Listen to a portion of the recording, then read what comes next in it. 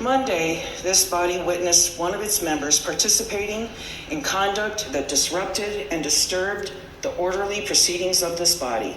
This member did not accede to the order of the speaker to come to order and finally to clear the floor, and instead encouraged the continuation of the disruption of this body, placing legislators, staff, and even our pages at risk of harm. For these reasons, it is my motion that the representative from House District number 100 will no longer be admitted to this floor, House anteroom, or House gallery for the duration of the session until the 68th legislature adjourns sine die. Mr. Speaker. Representative Zephyr, would you like 5 minutes to make remarks? Thank you, Mr. Speaker. It is my honor today, as with every day in this body, to rise on behalf of my constituents in House District 100 from Missoula, Montana, who elected me to be their representative in the People's House. Today, I rise in defense of those constituents, of my community, and of democracy itself. Last week, I spoke on the governor's amendments to Senate Bill 99, which banned gender-affirming care. This was a bill that was one of many targeting the LGBTQ community in Montana. This legislature has systematically attacked that community. We have seen bills targeting our art forms, our books, our history, and our healthcare. And I rose up in defense of my community that day, speaking to harms that these bills bring and that I have firsthand experience knowing about. I have had friends who have taken their lives because of these bills. I have fielded calls from families in Montana, including one family whose trans teenager attempted to take her life while watching a hearing on one of the anti-trans bills. And in that hearing, our caucus pleaded with the Republican chair of the Judiciary Committee to not allow certain testimony, to keep decorum. And we were told a lot of people have a lot of opinions on these things. So when I rose up and said, there is blood on your hands, I was not being hyperbolic. I was speaking to the real consequences of the votes that we as legislators take in this body.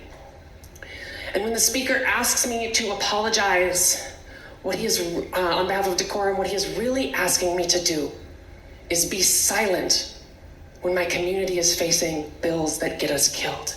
He's asking me to be complicit in this legislature's eradication of our community, and I refuse to do so, and I will always refuse to do so. I would also say that if you use decorum to silence people who hold you accountable, then in the name of all you are doing is using decorum as a tool of oppression.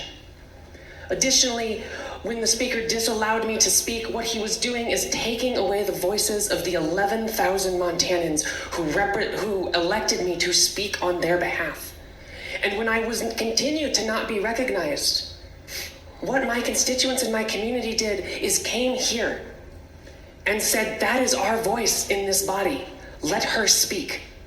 Let her speak. And when the speaker gavelled down the people demanding that democracy work, demanding that their representative be heard, when he gavelled down, what he was doing is driving a nail in the coffin of democracy.